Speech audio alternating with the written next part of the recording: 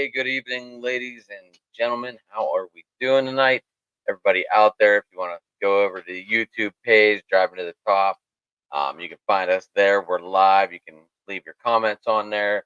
Hit that like, subscribe. If you guys are podcasters, leave yours in the comments, and I will subscribe back to you after the show. Um, anyway, me, Rich, we're gonna talk some buckos, maybe talk some football. You never know where our show's going to go, but we'll start off with baseball, of course. How you doing tonight, buddy? Good. How you doing, man? I'm doing okay. I'm doing okay. I've been Uh, off work a couple days, not really knowing what to do, but did get to go eat some good food. Some food. Got to see the family for a minute, so I guess it's all good in that aspect. well, that's good. That's good to hear. So yeah, that's Had a good. we had a big open mic night last night. Yeah, I wasn't ready to do a live draft like that. I didn't know that was happening. Yeah. Might have been one of the worst teams I've ever seen. But anyway, we'll get into that. Go ahead. Oh yeah. Go ahead. Let it rip, Rich. You had that big face like that was disastrous. Oh my gosh. I mean, I you guys took it. I mean, some of the people that were overlooked to take other people. Like CJ, I'm trying to remember who got snagged, but didn't take CJ Stroud. Was it Trey McBride maybe? I don't remember. He didn't take Cal But Pitts. We sat here and didn't talked take about Tank Cal. Dell. Didn't take Dell. We sat here and talked about Cal Pitts right before this draft even happened. What? I don't know. I just didn't understand it at all. We were in his ear telling him the whole time, "Hey, take this guy, that guy." No, no. You Yeah, get I'm not, I mean, I don't I've never been the biggest best ball guy anyway. I mean, I would rather do regular drafts, week to week stuff. Keeps me more involved, that kind of thing. But if I'm going to do 70 plus of something, I guess I am going to do best ball because you just let it sit, you know? yeah, but you still have to take good picks. Well, yeah. Well, that's true too. They're sitting there. But You gotta take them, right? yeah, I mean, you go in with a strategy, but once your strategy gets a little bit skewed, but I don't know that there was even a strategy going into that. Unless he went in thinking he was going Rams no matter what happened.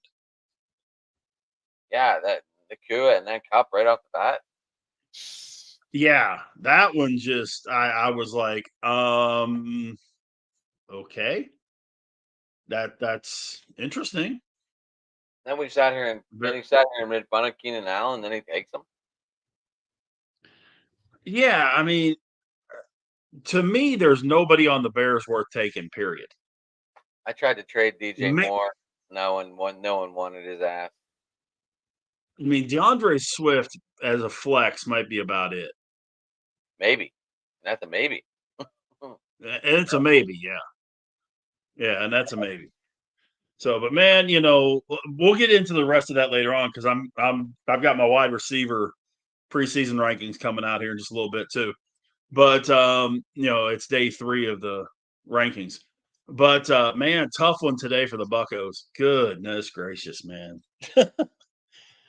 You pitch tremendously and you can't score.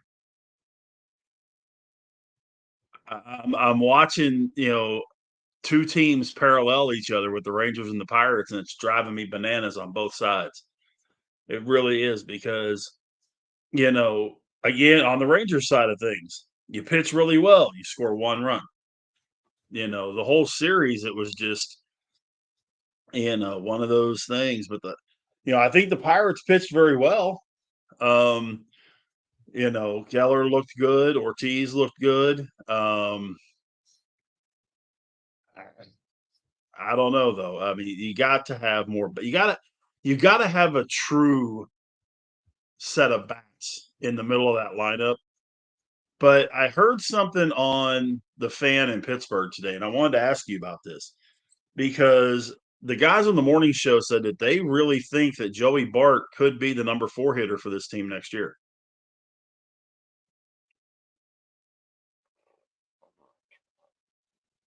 So they're saying we're going to make no moves at all. I don't know if that's what they're saying or not. I think that they're looking at the fact of could he, he could be the number 4 hitter. I don't know. Um, could he be top half of the lineup? I think so. I don't know that I'd have him as my 4, maybe as my 5. I was thinking 5. That's what I was just thinking. But again, it depends who do they bring in, Oh, because you're called up going to that Turner McKinley. Falefa. They just called up Huh? McKinley. They just called up McKinley. Yeah. I mean, you got McKinley. You got, I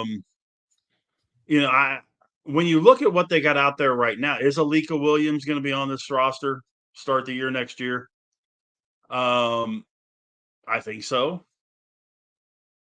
If Izzy's back, I think Izzy has a spot in the lineup. I honestly think Izzy could be your third baseman next year. Yeah, keep Brian Hayes back on the IL. Yeah, I mean that back injury, they've talked about it a few different times. That back injury is no joke. Um, it's John Wayner was talking about it today.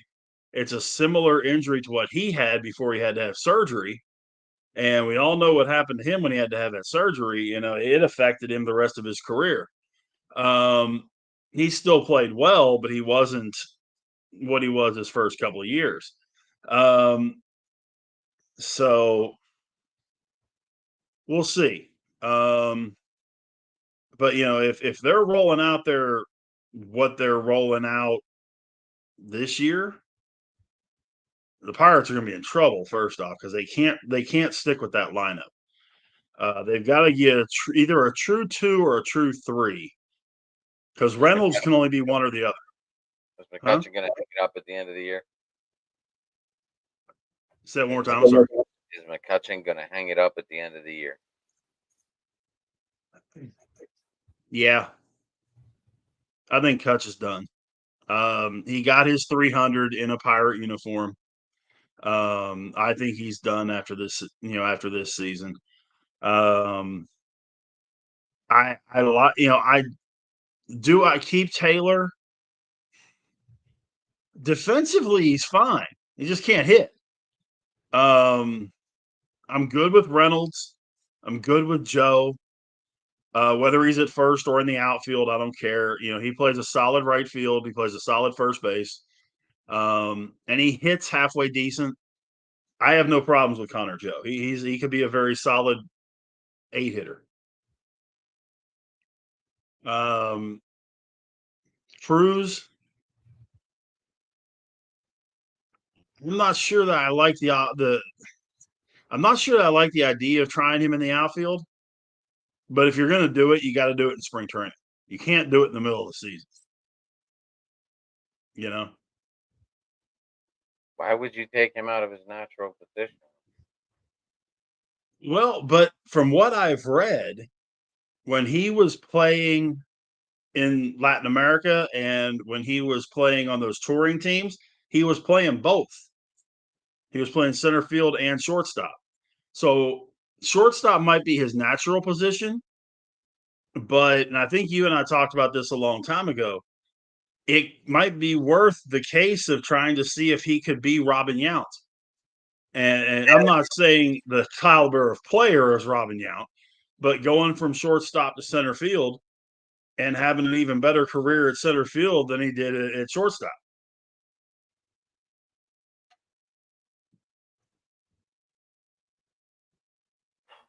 I don't know.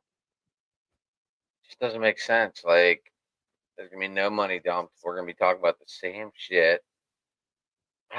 It's so frustrating. This team is frustrating, Rich. We all we all live on optimism for this team. Um, I've I've said they were going to relapse. I said they were going to be back in the basement. and you fought me on this one. You've struggled to stay afloat. I know you have. Living on that optimism. We got a chance. We got a chance. All of a sudden, people are starting to write. When do we shut him down? When do we shut him down? He's not getting rookie of the year now. He's been blown up the last couple starts. He's not getting it. Do we risk the arm? He's pitched a lot over the last year and a half. Okay, here's the big thing that I would use for that logic. Okay. You shut him down now. He's at what, 120 innings, give or take? Somewhere in I don't that have I vicinity. don't I don't have that account on it. But if you shut him down now, then what happens next year when you get to the end of August and you're a contender? And he's never gone past this number of innings. If nothing else, you're giving him that ability to extend himself to 160, 170, 180 innings, that you know that he can do that. And getting a full season, I mean, let's really sit here and think about this for a second. In an era where 5 innings is a big deal, 6 innings is almost a miracle for people, you got a guy that can average 7 innings a game, which would mean that if he goes and pitches 33 games, which is meeting his rotation every time, that would put him at about 230 innings, if my math is right. If he averages 7 innings a game. If I can get 230 innings out of Paul Skeens, that's great. But there's no way that I can ask him to go from 120 to 230. I can ask him to go from 170 to 230 or 180 to 230. See where I'm going? I can't shut him down. You can't. You cannot shut him down because you have to look at next year and down the road. You can't ask the guy to double his innings from one year to the next, not as a starter.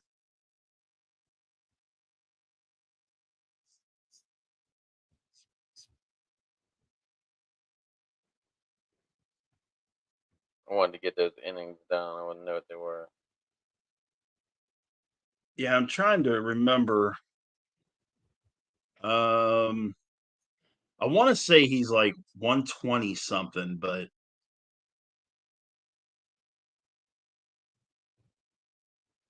there we go.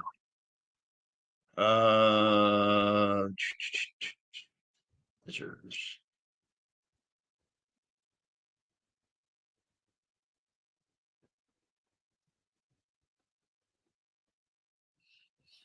There we go. Okay, Paul Skeens is he's only at 98. I thought he had more than that. So he's at 98 right now. Um, he's probably got, let's see, does he go? He goes Friday, right? So the Rangers have, or the Pirates, he's got probably 8 starts left.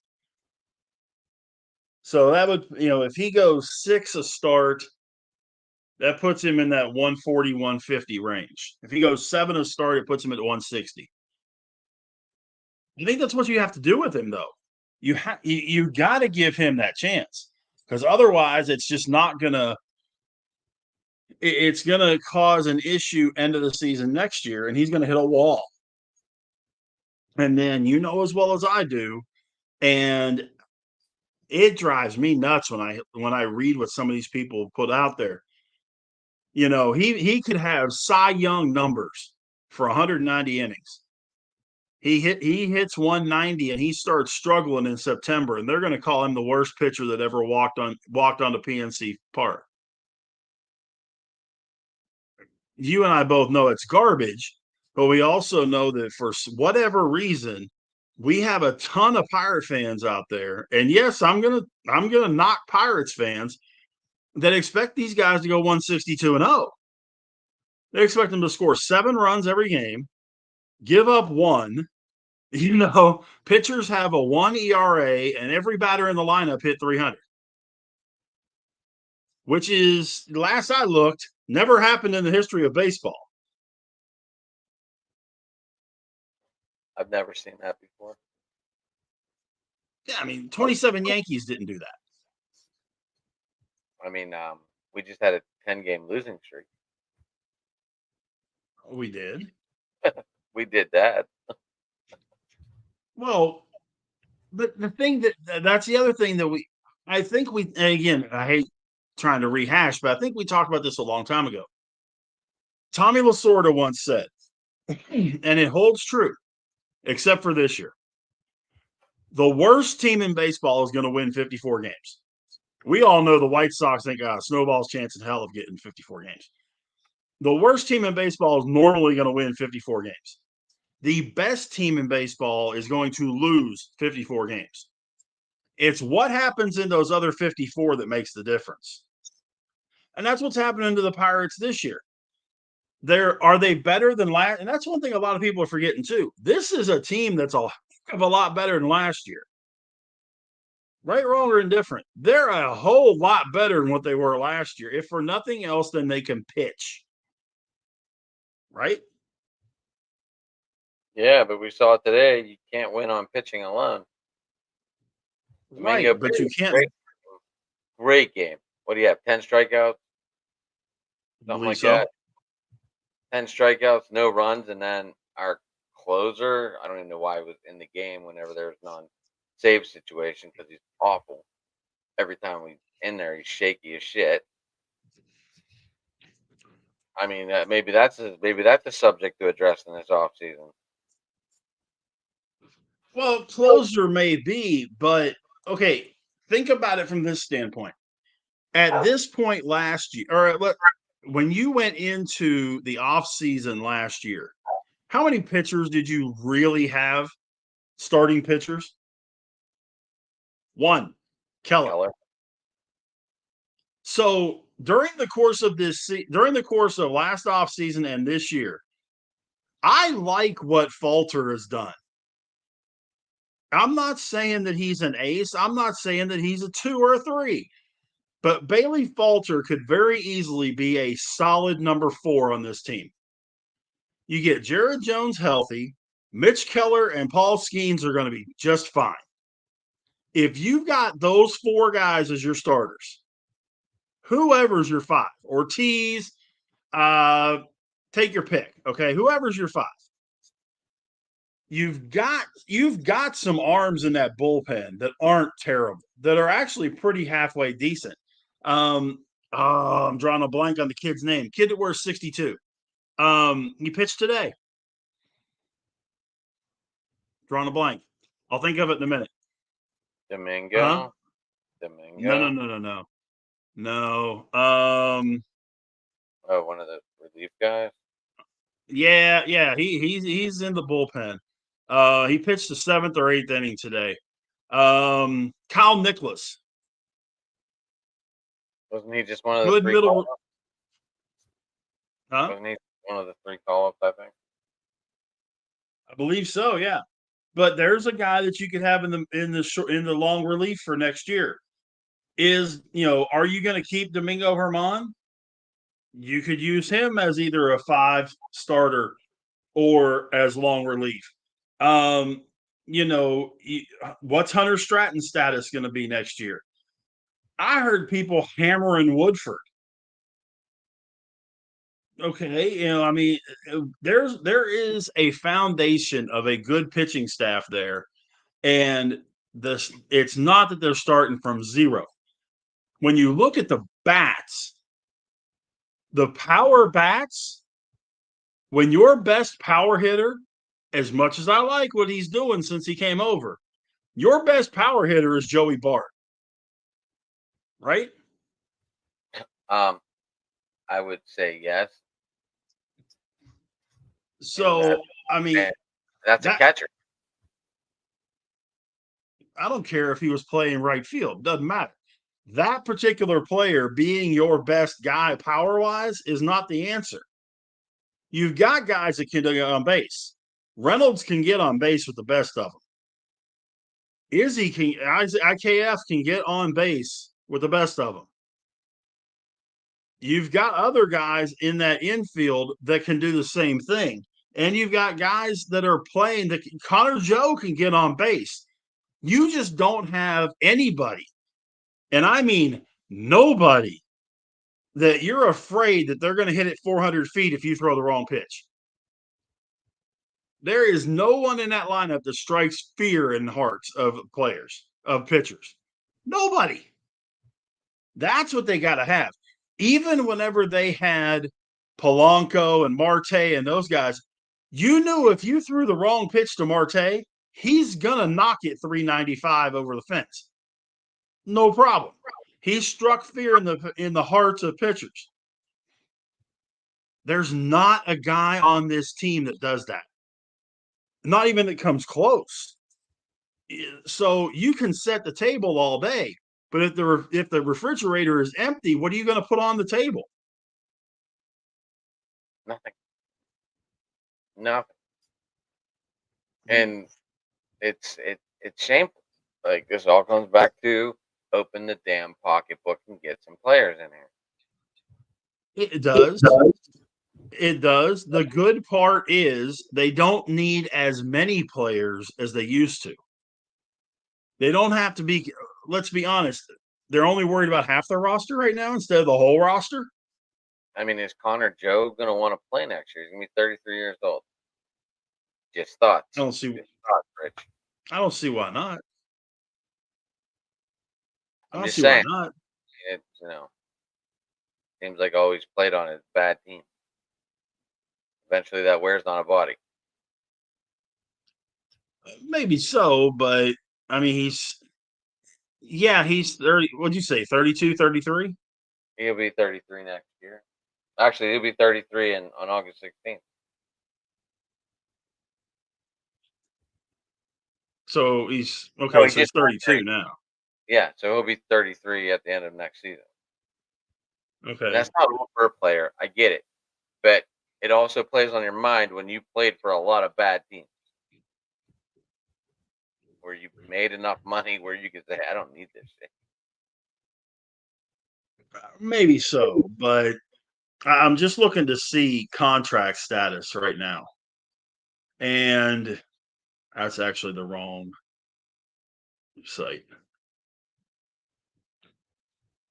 But when you look at what He's the on a Pirates have got, 1 year deal for 570. yeah. I So, mean, I sign him. is he even going to want to sign? Well, I mean, he's getting playing time. I get it. But like I just said, The big thing I'm looking at is you've got Reynolds till 31, Keller till 28. Unfortunately, you've got Cabrian Hayes till 30, and if his back isn't any better, I don't know what you do with him. Marco Gonzalez, you have through next year. He's a waste of prime natural resources. DFA him. He's not going to make a difference. Izzy, you have through next year. Aroldis Chapman and McCutcheon and Bednar and Taylor and Telez and Grandal and Joe, all these guys, their contracts come up this year.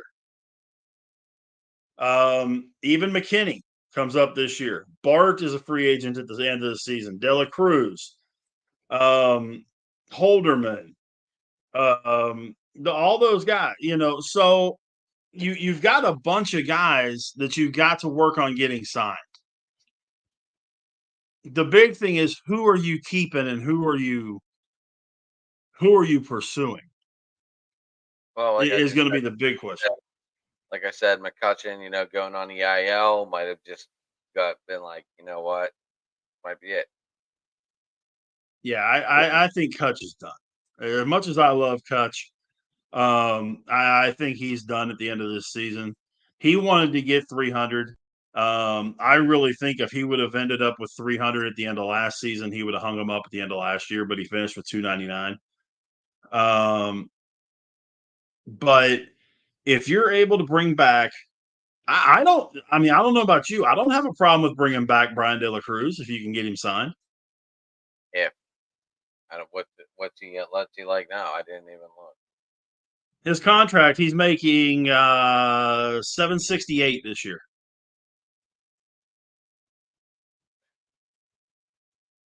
Who knows? He's I 26 years old.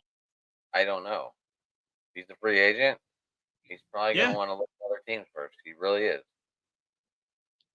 He's probably tired of playing on crap too, Rich. Remember, this guy just came from Miami. Yeah, but Miami hasn't always been crap. They were just in the playoffs a couple years ago. Was he with them? Yeah. A lot I'm of just people sleep on the fact that Miami this year, yes, they're garbage, but they're just a couple of years from being in the playoffs.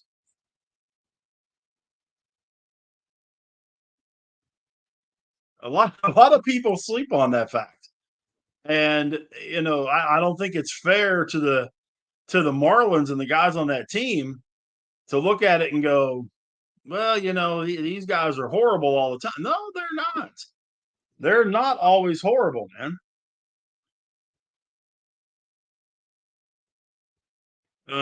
Brian De La Cruz, let's see. He is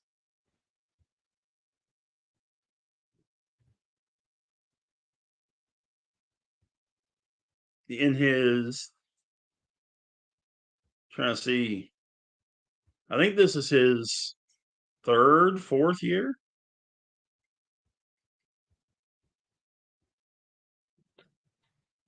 I'm looking right Um, now too.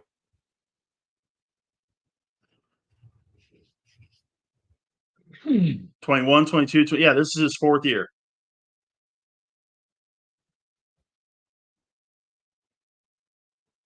Yep. Which means he should be arbitration eligible.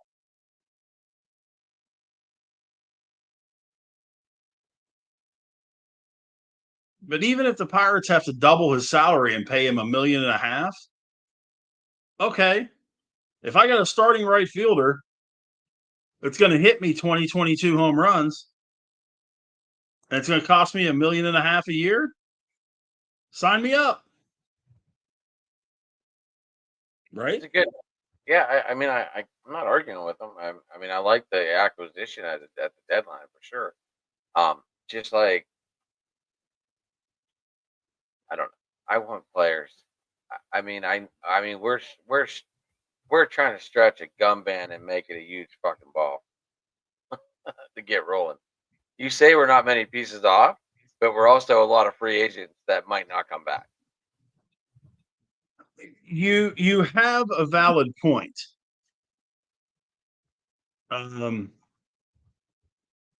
Well, sorry, I'm looking at something. Go ahead. Uh, I don't know. I Like was just look. they might fall in love with the city, leave their family here, and say, "Hey, honey, I'm going to go try and get paid somewhere else. And if I get a long term contract, we'll move. If not, we'll stay in Pittsburgh."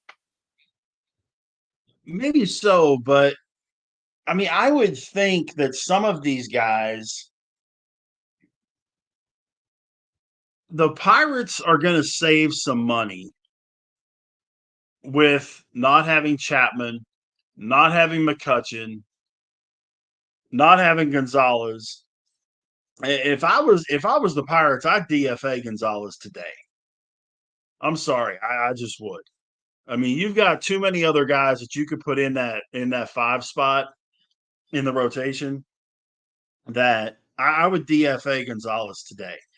That's $7.5 million a year right there off the books. Chapman is 10.5, so that's 18. Kutch is 5, that's 23. And I mean, you put Tellez and Taylor on there, that's another 7. So you got 30 mil right there. I bet you they bring Tellez back. It's just But been a again, it pattern. depends. It's just been a pattern. Well, People that are questionable, they love bringing them back, and there's nothing we can do about it. and the worst part of it is when you sit here and legitimately look at the 2024 free agent class at first base, tell me the next name that you see just stands out to you that is reasonable to get and makes sense. Goldschmidt, Alonso, Hoskins, Rizzo, Bell, Tellez, Walker, O'Hearn, Santana. There's only two that make sense to me. And I think Christian Walker ends up staying in Arizona.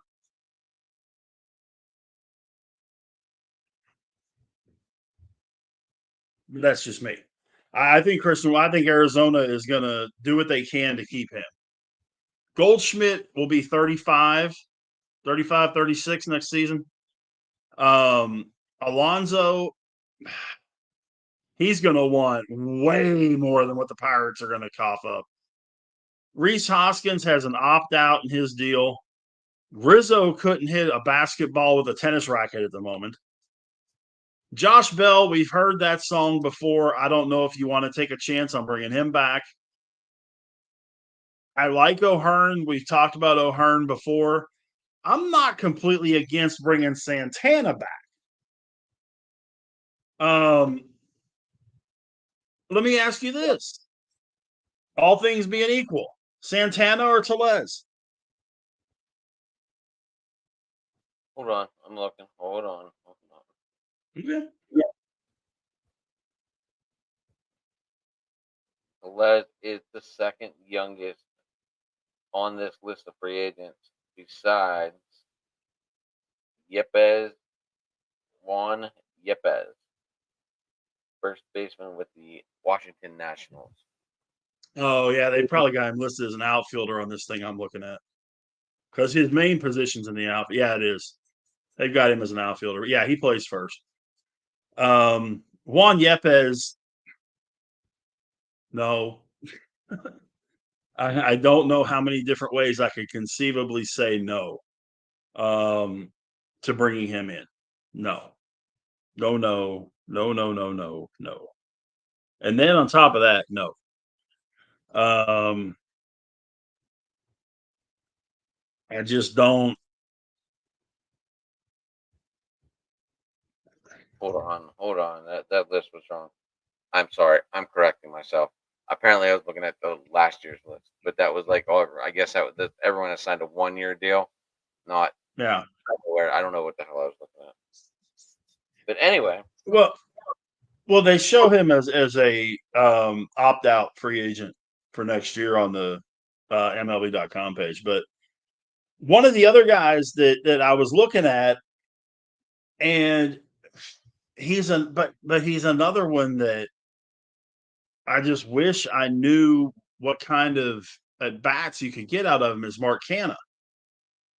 Plays a good first base, but he's hitting like 220 this year. Sport Track doesn't even have him listed as a first baseman.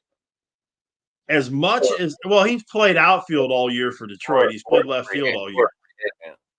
So, were you looking at Sport Track? Is that what you were looking at? No, I'm at MLB.com. Okay. So they have Goldschmidt, Alonso, Rizzo, Hoskins, Bell, Walker, Wilner Flores, Carlos Santana, Joey Hamstring Gallo, Ryan O'Hearn, and Roddy Velez. Those are your free agents, first baseman, for going into 25. And As much as I love Joey Gallo, I love Joey Gallo with the Rangers. I have a Joey Gallo jersey. He was my guy when he was here, and he plays a hell of a first base. He's as good at first base defensively as anybody in the game, but he just cannot get the stick going. I mean, when he hits it, he'll hit it 3 miles. There's no question. When he hits it, he will hit it 3 miles. But when he doesn't, he'll strike out 20 times in 2 weeks. Can you do me a favor, talk amongst yourself for a second? I can do my best. Okay. So we got free agents at second base for the 2025 season. I mean, we can always take a look and see what we can bring in. Gleyber Torres, way too much. Brandon Drury, 8.5. Polanco, Seattle, maybe reach Brandon Lowe or David Booty. Ugh, that's rough. That is some rough stuff right there. I don't know who I would look at second base at the free agents list. I mean, you want to look at Gleyber Torres, obviously, folks, because he's probably the best free agent on that list. Um, so if we move Cruz to outfield, playing center, um, Willie Adames is going to be a key name on the free agent list this year. Song Kim will be a honorable mention, I guess. Then you have Cal Farmer, you got Miguel Rojas, you got Enrique, you got Kiki Hernandez, Paul Dijon, Ahmed Rosario, who is the youngest. So if they're gonna move Cruz, that might be someone to look at. Maybe Jose Iglesias, or bring Kevin Newman back. I would I I would look at Ahmad Rosario if I was looking at anyone on that list. That's if we're moving Cruz to center and McCutcheon retires. So yeah, third baseman because Key Brian Hayes is having more issues with the back this year than a lot of people. Rich. Okay, sorry about that, man. So you have interesting third baseman as free agents this year, Rich. You got Bregman, you got Chapman, you got Moncada, you got Eugenio Suarez, and Ursula. Yeah, but let me roll this idea past you. What if I said you already had your third baseman for next year on the team right now? They're not going to move Izzy to third. Why not? I don't know. I'm just not feeling it. That's one of his best positions. You But want a Gold Glove at short, but is he in every day? absolutely Izzy's an everyday. Absolutely. He's a 280 to 300 hitter. Now he's not going to show any power. I'll tell you that right now. I mean, his power, he may have 5 home runs a season. Power ain't his thing, but he gets on base, scores runs, and he gets you clutch hits, and he plays a hell of a defense. So, I would put Izzy at third, keep Cruz at short, and then second is where the question comes in. And I just read off those second baseman free agents, Rich. I don't know if you heard them or not.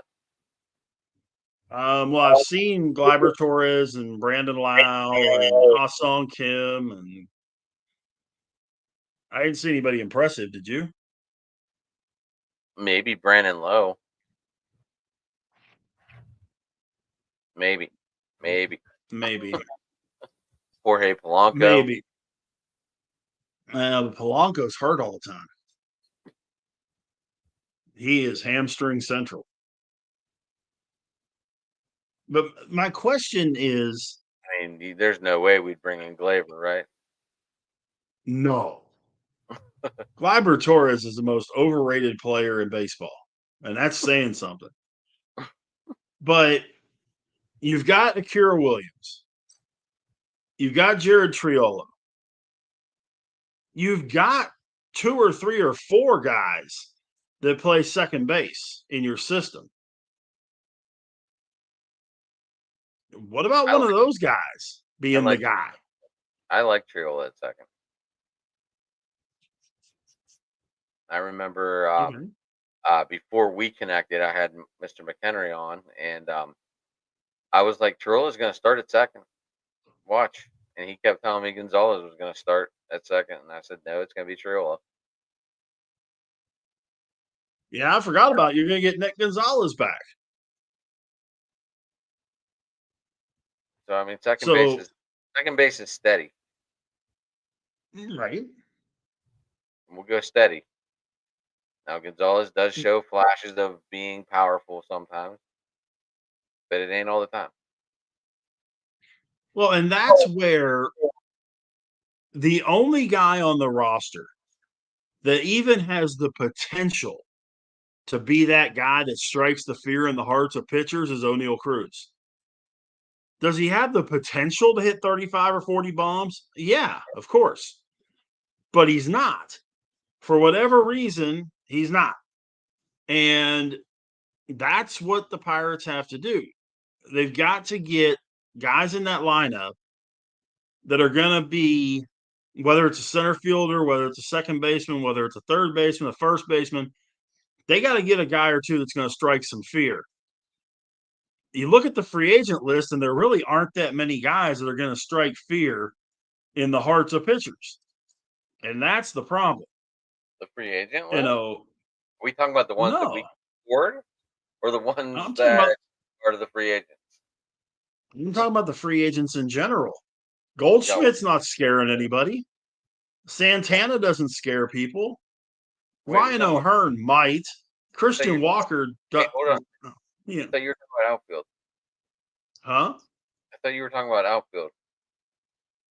Well, outfielders, yeah. I mean, now I don't care where the position is. That's why I said that it could be first base, third base. I don't care. Outfield, you've got Reynolds. I think you're going to have Reynolds and De La Cruz on the corners. You need something up the middle. Now, with what's out there, you go really big to eh. I mean, you got Soto, you got Bellinger, you got Verdugo, you have Santander, who's probably going to hit 40 this year. He's still at you got 37 or 36. So he's going to hit 40. Teoscar Hernandez is going to make a boatload of money because of the year he's having this year. Um, but He's already none of those guys the Pirates are going to spend money for. already he's None. already They're going to be they're 30 to 50 mil a year. Oscar's already making good money this year. 23.5. Right. I'm betting you he gets 20. I'll bet you he gets between 25 and 30 on his next deal. Okay. Yep. I bet you he's between 25 and 30 on his next deal because he has taken this particular year to explode. I mean, he's got what, 27 bombs, 80 RBI, and he's hitting 280. Now, if the Pirates would cough up that kind of money, sure. I wouldn't want if I was getting Bellinger, I'd want him for first base, not outfield. Mainly because he's so injury prone. You put him at first base, he doesn't have as many chances to get hurt. You know? If we're looking for youngish Rich, it's either going to be Santador, Tyler O'Neill.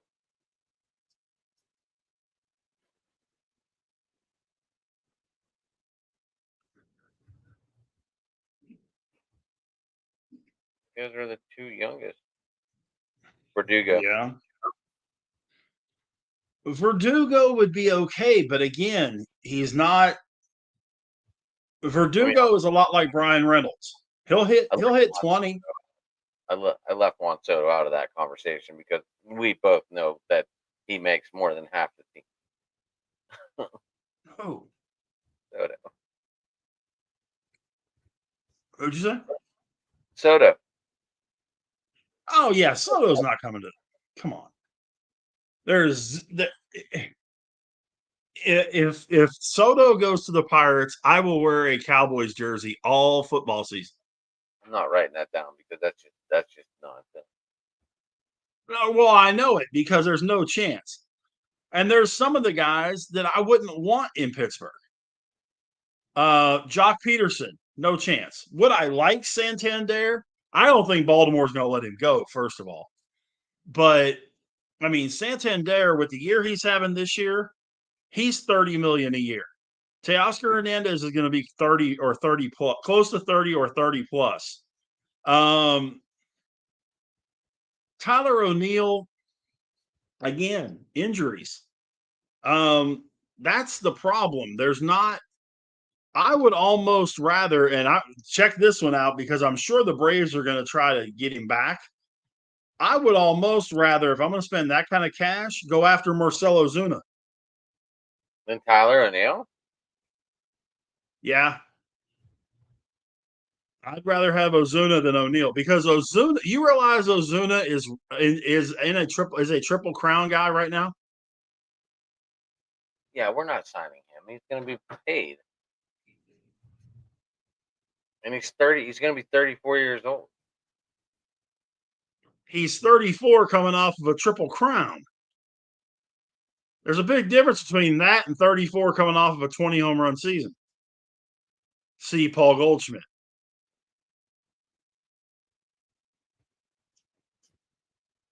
I don't know that Goldie's even at 20.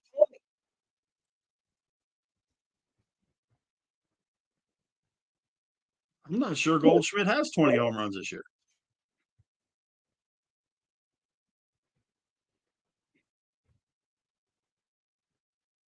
Not sure.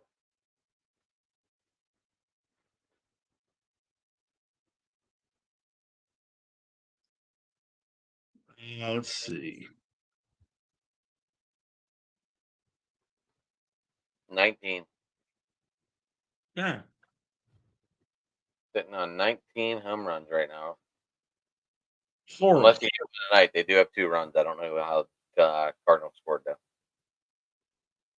No, he doesn't have one tonight. But 19 bomb? No. For a guy that's going to be 35 next season? No. A guy that's coming off of a triple crown year? Sure. I'll take that. I'll sign him on a 2 or 3 year deal. Absolutely. We're never going to be able to afford him. That's the biggest thing. I mean, the Pirates are going to have to, if they're going to get a legit power hitter, they're going to have to cough up the cash to do it. They're not. And but what I'm saying is if they're going to, and that's what it's going to take to push them over the top. They've got to have a power guy. And they just don't. Now, if Joey Bart turns into that guy, great. Okay.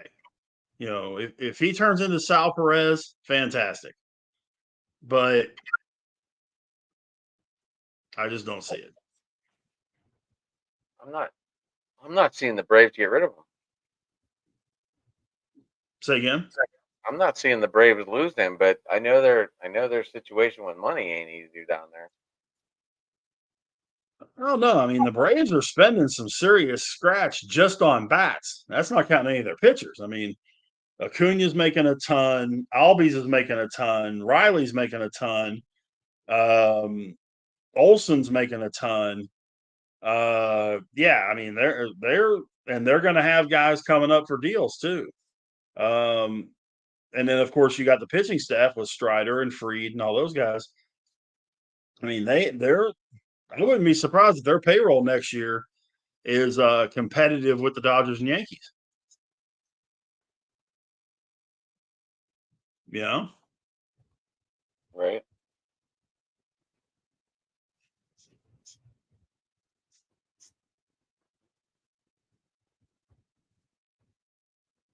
Max Fried is a free agent at the end of the year.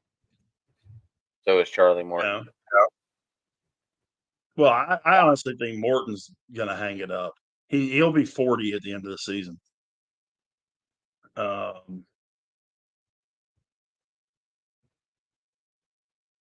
Yeah, I wouldn't be the least bit surprised if he hangs it up.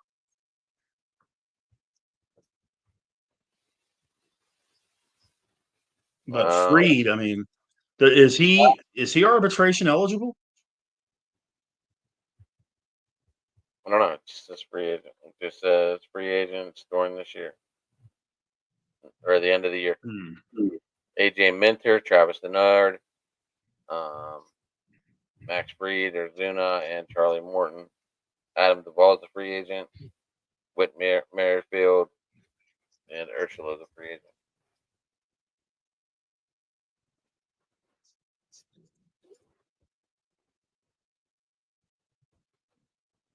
Mhm.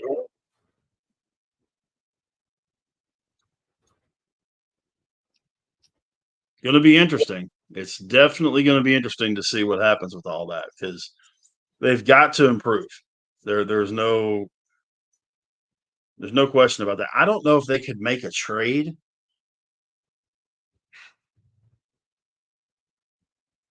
I don't know. Who the Braves? No, the Pirates to make a trade for a couple of these young guys to try and get a power bat. But, you know, the bad part is the guy that could have been, and I hate to say it this way, but was grooming himself to be traded.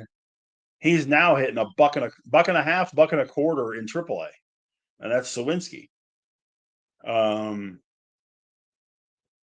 I mean, I was really figuring he was grooming himself to get traded, but he has no trade value right now. I mean, zero. So, mm, Um, yeah, that sucks. Like instead of talking playoffs, we're already looking down the line for free agents. well, yeah. I mean, I think we can. I think we can kind of admit to ourselves that the playoffs this year aren't going to happen. I admitted that a while But, ago. You just wouldn't let me. well, until they had that 10-game losing streak, they were in. Even if they would have gone 5-5 over those 10 games, they'd be right there. Right or wrong. You put 5 more wins on that standing sheet and take 5 losses off of there. Pirates would be 64 and 62. They'd be 2 games over 500, and they would be 64 and 62 would have them uh, 3 games out of the wild card, the last wild card. Yeah, but coulda, woulda, shoulda, and we look bad in those 10 games. We look bad.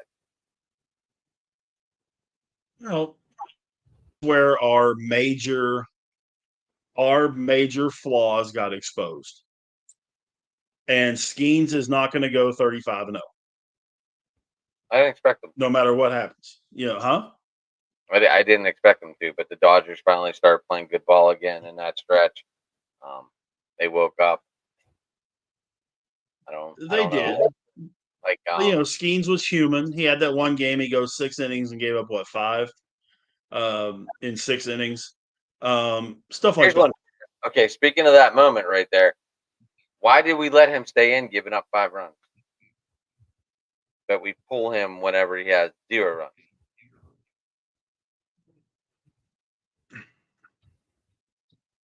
I'm trying to remember what the score was at that point.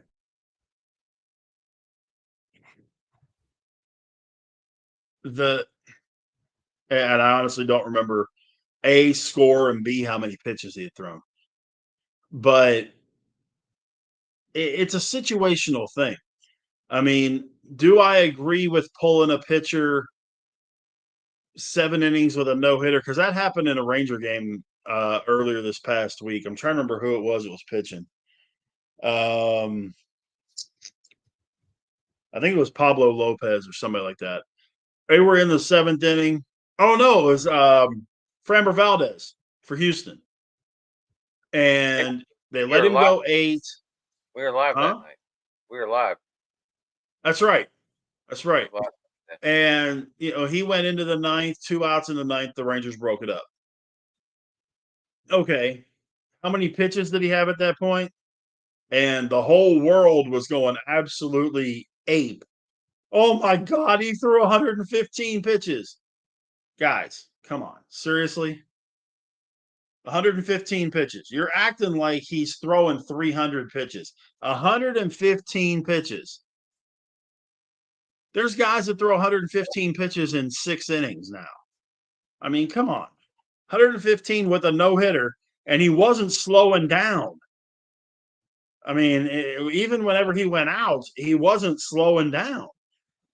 This is where, I the now granted, this also goes into something else I wanted to talk to you about. Have you seen this absolute idiocy that I hope is a complete farce of Major League Baseball talking about forcing starters to go 6 innings? We were supposed to talk about this last night with Jason. Obviously, we did not because his daughter ended up having a volleyball game that he was unaware of, and that's why we didn't talk about it last night. And we talked about our great DraftKings draft taking Trey McBride before Kyle Pitts last night. Only on open mic will you get that. Only on open mic. You never know where we're going on open mic, guys. Never No, know where we're going. not prepared for that moment right there. But speaking of that, we need how many more players, Rich? We got, we got, we 7. got, we got some listeners out there. We're trying to do a fantasy for charity. Only $20 a pop. The winner donates to his favorite charity. We need what? 4 more players? 10 more players? What do we need? I mean, 7 more players. A lot of our groups are being weird over this, and I don't understand any of it. Yeah, we had 5, and then we had a couple of them drop out. And I'm not quite sure what the deal was with all that. Probably Dylan dropped out But because he wasn't going to be able to win any money. But after watching him draft last night, I kind of don't blame him. That was well, awful. I mean, That was bad. I don't. one of the other 9 of us would have been able to give $200 to our favorite charity. With the way that was going. But yeah, we've got I know we were talking about doing it as part of the open mic night next Tuesday. We could even do it the following Tuesday, a couple nights before the NFL starts on the 5th. We could do the draft on the 3rd. Fine by me. Yeah, we need The to get that. We need to get people. Yeah, we just need to get more people. It's listed as DTTT Charity League. So driving to the top charity league on Yahoo Sports. Standard league, PPR, nothing crazy. Just some competitive, good competitive fun. But the whole thing is it's $20 to get in, and the winner of the league, the whole $200 goes to the league winner's favorite charity Or in if their we have name. 12 to 40. Say again. Or if we have 12 to 40. Yeah, or if we have 12, we go 240. Yeah. But it'll be a nice little donation to somebody's favorite charity. It could be anything, St. Jude or a community food bank or cancer society or whatever. I mean, you guys, Yeah, it's left up to the winner's decision. right. I thought we were doing a good Um, thing. We'll bring it up in the group chat again. yeah, and Go ahead. in fact, I just posted a second ago, day 3 of the ever popular fantasy football rankings of your boy Big Rich. Today's top 10 was receivers. Who's number one, Rich? You're going to love this. CD Lamb.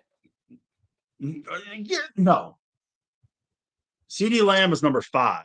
You said I was gonna love this, so that's why I said it, because you can't stand the Cowboys, but they do have a pretty good damn receiver. They do. And during the regular season, Rich, I don't know if you paid attention, but they do have the highest scoring offense. They just can't win. True. They That is true. outscored they I outscored the second place team by 40 points last year. right. And I'm going off of I mean, yes, there's been a couple of things that have forced me to adjust my rankings a little bit before today. But grand scheme of things, I think I've got some people in this list that people are going to go, yeah, okay, that makes sense. And there's other ones that are going to go, have you lost your mind? Number 10, Nico Collins, Houston. Number 9, Marvin Harrison Jr., Arizona.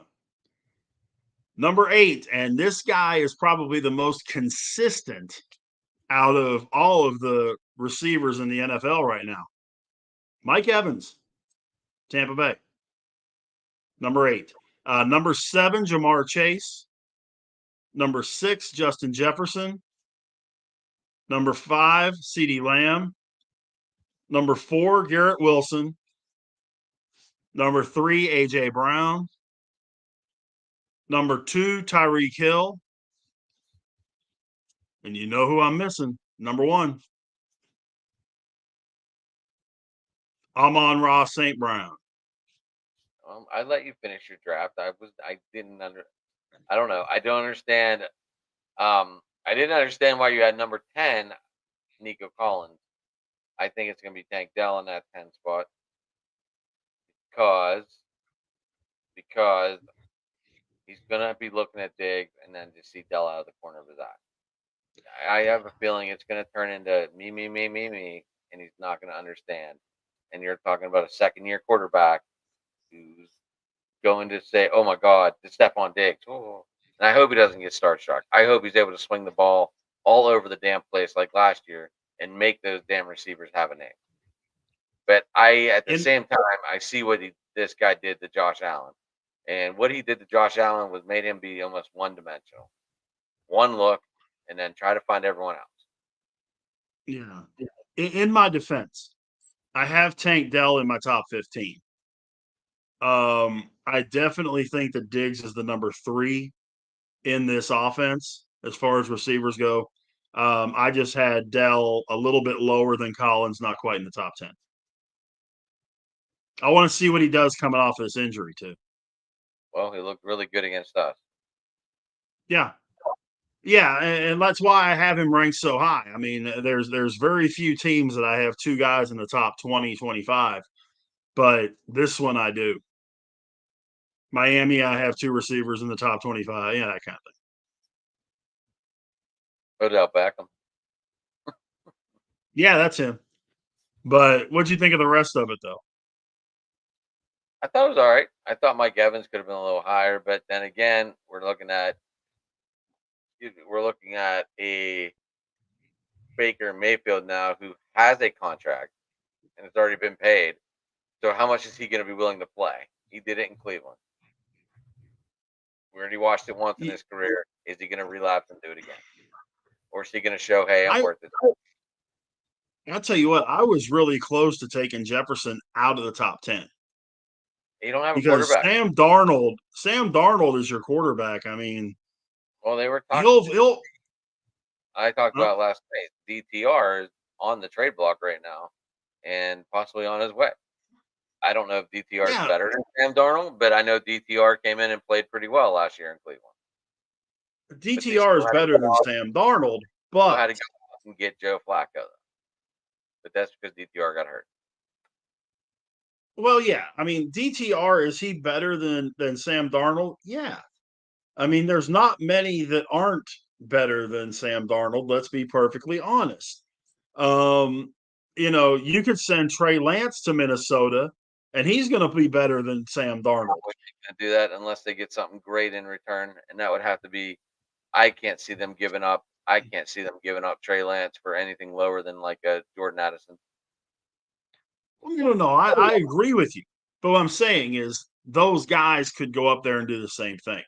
And if you Addison, I don't think Sam Darnold is a top shoot. I don't think he's a top 40 or 50 quarterback in the league. do you remember when Marino turned down the trade to Minnesota before the end of his career? Yep. How wild that would have been to watch. He would have been able to fling the ball to two of the best wide receivers in the game, two Hall of Famers. It was Moss's second year or third year, I think, because Culpepper was there. It would have been Moss Mhm. and Carter. I And can't remember Steve who, Jordan at tight end. and Jordan at tight end. Yeah, that would have been very fun to watch. I might even have a Vikings Bucco Marina jersey because he was my favorite quarterback. I Yeah, do. I almost got his Central Catholic jersey. I do have his Pitt nice. jersey, and I do have his Miami jersey. Well, he had said that the only trade that he would agree to was the Steelers. Really? Yep. He had full no trade on his contract, and he said the only team that he would accept a trade to was the Steelers. And that would have been the Charles Johnson year, I believe, right? Yancey Fig fan. Uh, yeah, I mean, it would have Marino been at the end of his career or Neil O'Donnell. Let's think about it here for a minute. dude, Neil O'Donnell was the strongest weightlifter in the room. Are you aware of that? He's also the best player to ever play for the Dallas Cowboys. What difference does that make? Nothing. Nothing. I know. Man, he loved He, Larry Brown during that game for sure. the second worst quarterback in the history of the Steelers. Well, Wait, wasn't he's in the that running. what was that? 86, right? 87? Moss What? and Carter. 96. Yeah, 96, 97. That would have been Cordell.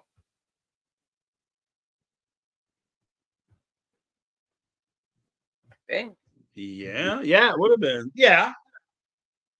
You'd had Thigpen, Charles Johnson. Eric Green. Yeah. I think Barry Would Foster was still there. Barry Foster was on his end. Yeah. Yeah. Yeah.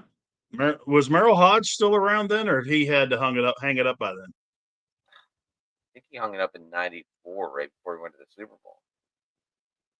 If That's I'm, right. That's right. It was right before they went to the Super Bowl. You're right. um, yeah, like Tony Martin down the sideline. That was his final play watched as a Steeler, Mm-hmm. and then they go in and play the Niners and get blown out. I don't know. I'm not saying we would have got blown out, but that Rice and Young combo would have been hard to stop. Oh yeah. That Rice Young combo is ridiculous. I mean, even with the defense that the Steelers was rolling out there at that point, it that would have been my dream Super Bowl because I was a Montana guy, big Jerry Rice guy. I always was the same number two, kind of thing. And I always wanted Steelers and 49ers, just like I always wanted Pirates and Rangers in the World Series. But, I have an Eric it's, Eric Davis jersey. He was one of my favorite people to watch in the Niners defense. I always liked Ronnie Lott. Um, But he was ridiculous. Ricky Waters, one of the more underrated players. Shoot, him and Roger Craig both two of the most underrated running backs in the history of the game. oh, oh, absolutely, absolutely. They were, and then who else did they have? I mean, you can't think of all the players, but that Trying to Niners think, they still had Taylor. Well, no. Taylor had retired by that point.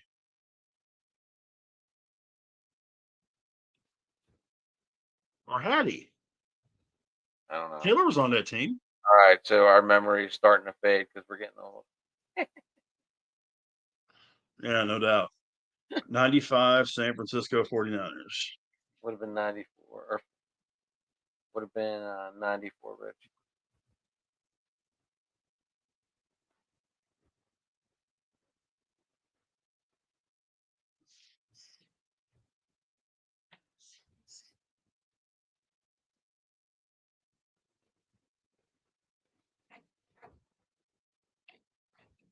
13-3 that year. Holy crap! They had 505 points. They were first place overall in points. And sixth in defense. Yeah, that's wild. Yep. And I mean they didn't mess around when they were beating teams. I mean 44-14, 34-19, 42-3, 41-16. You know, they didn't 50-14 they beat Atlanta. Yeah.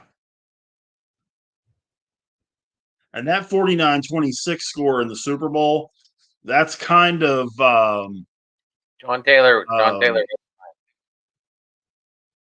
say again. John Taylor was on that team. Yeah, he was. Brent Jones, another really, really Under underrated player. A yeah, phenomenal tight end. Fantastic tight end.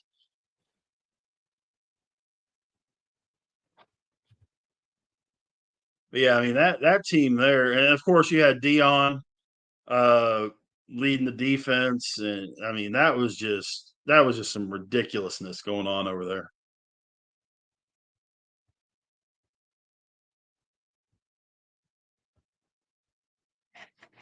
So I'm looking at the defense numbers and that. I mean, good grief. Ken Norton, Merton Hanks, Eric Davis, Tim McDonald, Bryant Young, Ricky Jackson, Dion. yeah, he just got in the Hall of Fame, right? Who? Right, yeah. Say again? Didn't Young just get in the Hall of Fame Yeah. Yeah, I think it was last 2 year? years ago. Was it 2 years ago? I think it was 2 years ago. But yeah, he was one of those guys that was really good at being the secondary guy, kind of like whenever you had um, Green and Lloyd. You know, realistically, Lloyd kind of flew under the radar in comparison to Green. Green was just that flamboyant. He had that wrestler in him, and he had that personality in him. Lloyd just went out there, did what he had to do, and annihilated people. Chad Brown was the same way. Um. Oh yeah. Speaking of, no, I forgot we were talking Steelers. I got remind me after the show. I got to tell you something. We might be working on somebody. Might. Somebody. Yeah, I got a little word this afternoon about something. So we'll see what happens. Okay. Um. Sounds good. That that One night. of the other things, huh? Go ahead. Go ahead. One of the other things we need to do on open mic too, especially this coming week, is college predictions. We'll write that in the group chat. Yeah, we need to, at least. I mean, I don't know if it makes any sense to throw all 12 teams we have in the playoffs going in, but Power Five conference winners maybe, and then who we got winning the title. Oh, throw it up now and see what kind of conversation we get started backstage. That's all we can do. All we can do, Rich. Yep.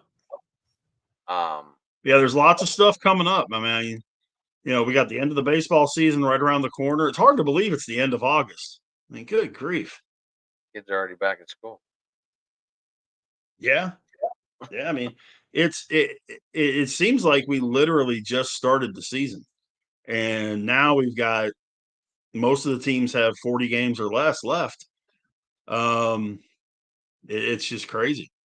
It really is. Not very many left at all. No. And will the Pirates go 20-20 or what's down the stretch here, Rich? What are you thinking? Let's look at this schedule the rest of the way, because the schedule the rest of the way is going to be interesting. They've got some toughies in there, but they've also got some that I'm not, they should do okay with. Okay, here we go. They've got starting tomorrow, 3-game series or 4-game series at home against Cincinnati. They should Forget, take 3 out of 4 in that one. don't forget, don't forget, August 24th, Bonds Leland Manny inducted into the HOF, Pirates HOF. Yep. Yep, that'll be a big night, and they need to show up for them. Woodford's on the hill that night. That'll be Skeens Saturday night. pitches tomorrow. That'll be Saturday night. Yeah. But you got 4 against Cincinnati, so you take 3 out of 4 there. Chicago at home for 3. Cubs take 2 out Really of 3 there. Huh? optimistic. You're really living this optimistic right now. I say we go 2-2 Well, against Cincinnati. I if 2-2 or 1-3. Cincinnati's starting to play well, a I little don't hot. think we're that. I don't think we're that bad against them. 1-3. I don't think we're that bad against All right, we'll them. go. 3-1, 2-2. We'll go. Cubs, I think we take 2 out of 3 at home. So just on the bad side, let's say I've got them at 4-3 right now. 3 in Cleveland. I think they take 1. So the Cubs Um, are playing for a wild card spot. They do have something to play for. no, The I Reds, understand that. the Reds are too. Now, the big thing also with the Cubs, though, you've got Keller and Skeens going the last 2, and that might be Jones' first game back, The Monday 26th. he pitched today, didn't he? So, uh-huh. So if you go Jones, Keller, Skeens, I think you take 2 out of 3 there. Okay. Cleveland in Cleveland, I think you take 1 out of 3, if that. Yeah, Cleveland's Um, starting to wake up a little bit. that's a really good team that nobody talks about. It is. But like I said on one of the open mics, I think the night when Johnny was on, I said, Stephen Vought's starting to get a little too confident, cocky, and thinking he got this coaching thing easily, and then all of a sudden Cleveland hit that slide, and eventually snapped out of it, and Cleveland's starting to turn around now. Yeah, I think they're back in first place again. I mean, they are. they're in a bad division too, so that don't help. But it But they're helps. in a competitive. But they're in a competitive division because Kansas City's 2 back and Minnesota's 3 back. The funny thing, So like it's a everyone looks at this White Sox team as being awful, but like every time I see them losing, it's like 11-5, 11-6, 8-6. They're putting up runs. They're not losing, not scoring. They're losing because they're yeah, getting beat. They're losing because they're just getting beat. They're not losing like not hitting the ball, not doing all the stuff. They're putting up 4 to 5 runs a game, yeah, and yeah, everyone on DFS. I think it's funny. Everyone that plays DraftKings or FanDuel, they're like, "Oh, White Sox beat them." That's not the case. It's not a good starting pitcher to start against them. It just isn't. right. Well, and that's like the way Oakland was. Um, I guess it was a year or 2 ago when they were just absolute 100% trash. But they would play the better teams and beat them. They beat the Yankees that year. In fact, they swept. It was either the Yankees or the Dodgers that they swept in Oakland. They were beating Philly. They beat the Rangers, all that kind of stuff. They were beating up the Astros. But then when they played anybody else, they'd get just absolute boat raced. I never quite figured that out. But that's what finishes up August for the Pirates. So So we I've got them in those. Let's see, in those yeah, 10 games, I have them 5-5. there's 10. There's 11 Four games. against Cincy, 4 against Cincy, 3 against Chicago, 3 against Cleveland. Cleveland takes it into So, September. That's 11. sir, That's 11, ain't it? no, 4, 3, and 3. So they're going 5-5 in those. Mm-hmm. 3 on the road against Chicago. I think they take 1 out of 3. Okay. So that's what 6 and 7. 4 at home against Washington. They should take 3 out of 4 in that one. And then they should take 2 out of 3 against Miami at home. So that's 5 out of 7 right there. So that puts us at 11 and 9. Having Kansas City come into Pittsburgh, I think KC takes 2 out of 3, man. I really do. So that puts us at 12 and 9. 4 in St. Louis. I think that's a split. So 14 and 12. 3 at Cincinnati. Man. 3 at Cincinnati. Wow. I'm gonna say they lose 2 out of 3 in that one, only because it's on the road. So that I would, puts us at, huh? yeah, I would say that. So that puts us at 15 and 14. 3 against Milwaukee at home. I You think know we what? could. I think they're going to take 2 out of 3 in that I think we could lose all 3. one. I think we lose. I think we win 2 out of 3. I think that puts us at what, 17 and 15. And then the last 3 in New York against the Pinstripes. New York is probably going to be playing for the division in those last 3 games because Baltimore ain't going to stop. So unless the Yankees just crash and burn, they'll be playing for the division. I think the Yankees take all 3. Unless Skeens pitches one of those games. And I can't really figure out the rotation right now. Could we get a If Skeens Skeens cool? pitches, huh? Could we get a Skeens cool?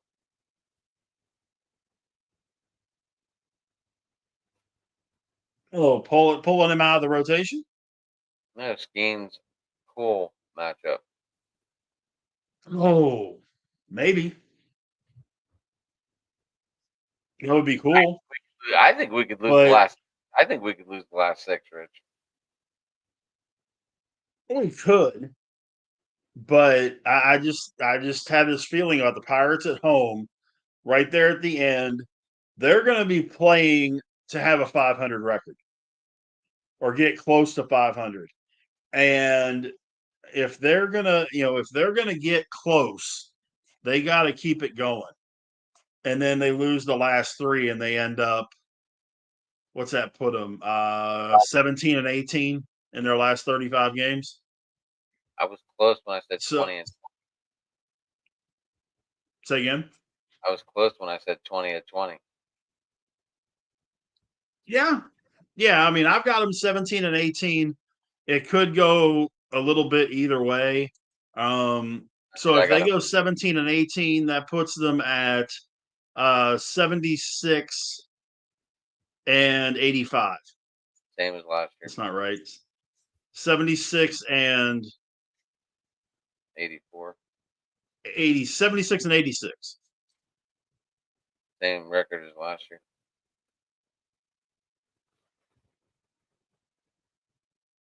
That would be the same record as last year. What? Yeah. But I have them losing the last 3, so that would put me at 73 and 89. Well, but the other thing you got to look at too is look at what was going on Because you in got to remember, 22. In you got to remember 22, you lose 100 games. In Milwaukee 21, playing for that you division. lose 101. Huh? Milwaukee could be playing for the division still. No. They could They'll be have the playing. division wrapped up. They could be playing for a playoff spot. They might be playing for seeding, but they're going to have that division wrapped up. I don't see any conceivable way that the Cubs or anybody. I mean, heck, second place in the Central right now is 11 and a half back.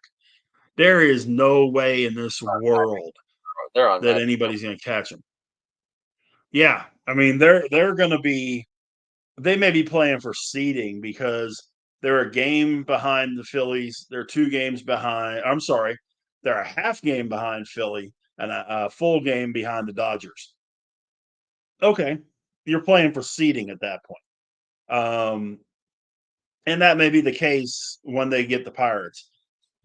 But even at that, I wouldn't necessarily bank on it. I wouldn't be surprised to see Philly and the Dodgers both throw it into overdrive. The Dodgers just got Muncy back. They got Betts back. Bueller is really hitting his stride. Um, I think the Diamondbacks and the Padres have had a real nice time with this little run they've had to put some pressure on the Dodgers. But we're going to see the Dodgers put into over these last 35 games. 35, 35, 40 games.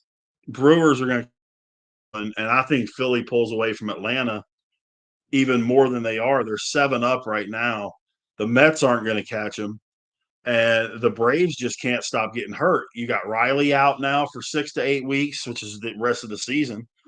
I don't know if the Braves even make the playoffs, man. I really don't. I don't know if the Braves even make the playoffs. It's going to be close. I was looking at that.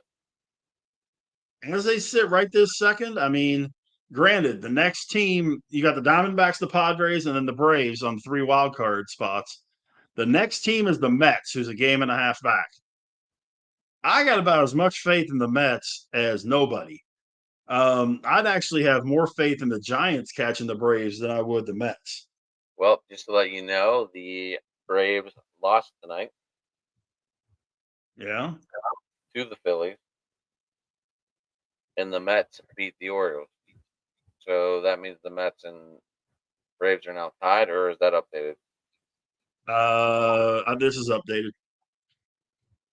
So 67 and 66. Yeah, as of right this second, this is up to the date with the completion of all the games so far. Atlanta's 67 and 59. The Mets are 66 and 61. And the Giants are 65 and 64. So, I mean, unless now if the Pirates go and pull a string and they go and they, let's say they sweep those 2 4 game or those 2 series against the Nats and who was the other one? I gotta look at it again. But I mean, if they Just can pull lightning out of a bottle and sweep the Nats and Miami and get a 7 game win streak in there, you never know.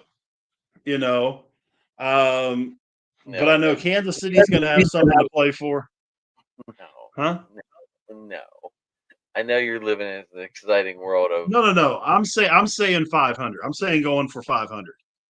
500. Okay, I thought you were on playoffs. I was like, Yeah. no, not No. happening. Because if they win those other 2, if they put that 7 game win streak together, that could put them a heck of a lot closer, get them up to 80 wins. You know, And just to let everyone know, the Braves do not play the Mets the rest of the season, yeah, but they do play the Philadelphia Phillies probably about 12 times. It looks like.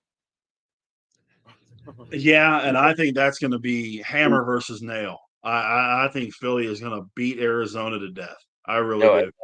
I mean Or Atlanta. Atlanta. I'm sorry. I think they're But going to beat Atlanta to death. I do. It's not. I don't think it's going to be pretty. I really don't. Philly, I think, is on a mission this year. Um, I said at the beginning of the year, I had Philly and the Dodgers going to the World Series or going to the NLCS. I still stand by that. I had Philly going to the World Series. I stand by that. Um, you know, AL, I had Baltimore playing Seattle, and I had Baltimore going. I'm standing by that too. Do not, under any circumstances, sleep on Seattle. Um, you can denigrate them all you want for the division they play in or whatever.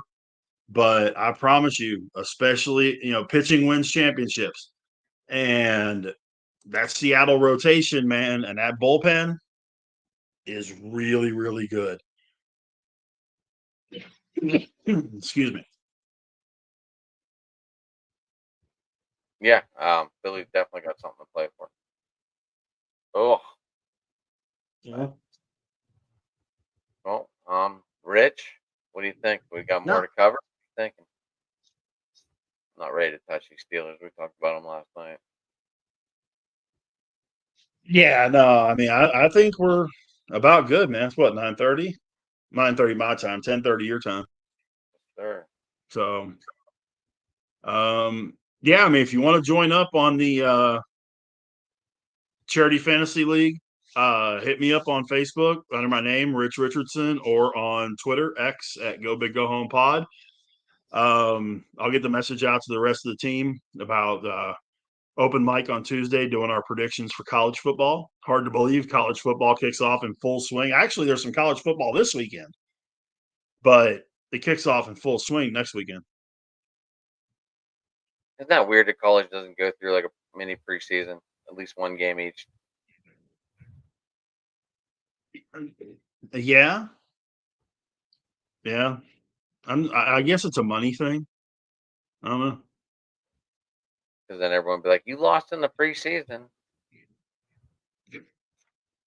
Yeah, you got a point there. I I've said from the very beginning, and this is another one of those that I gets a lot of people fired up and that kind of deal. The NCAA is about as corrupt as professional boxing. Everything with the NCAA is subjective. The rankings are subjective. This the what was it? Oh crud! I completely forgot about it now. The bowl championship series was 1,000% subjective. The playoffs are subjective. That's why that was why I was saying what I said when we did it in open mic when we were talking about it. Every team that's in Division One football should have the same chance to play for that national title as everybody else. I don't care if you're Alabama or Sam Houston State. You should have the exact same ability to play for it if you're a Division One team. If you're not going to give them the same chance, then make them Division Two. Right. Let them go play in that division. Correct. Um, yeah, it looks like I got to study some college football. That's the one. I'm not big on it. I'm not big on it. So Well, I mean, trust me, it's not my number one sport by any stretch. Um, Baseball, of course, is one for me. NASCAR, football, wrestling, well, football, pro and college, NASCAR, wrestling, you know, right after that. But um, yeah, I know enough to be dangerous. I do not. I do not follow college football. I That's know my this fault. much. Pitt's going to be horrible, and West Virginia is going to be. Eh. Right. So we'll see what happens.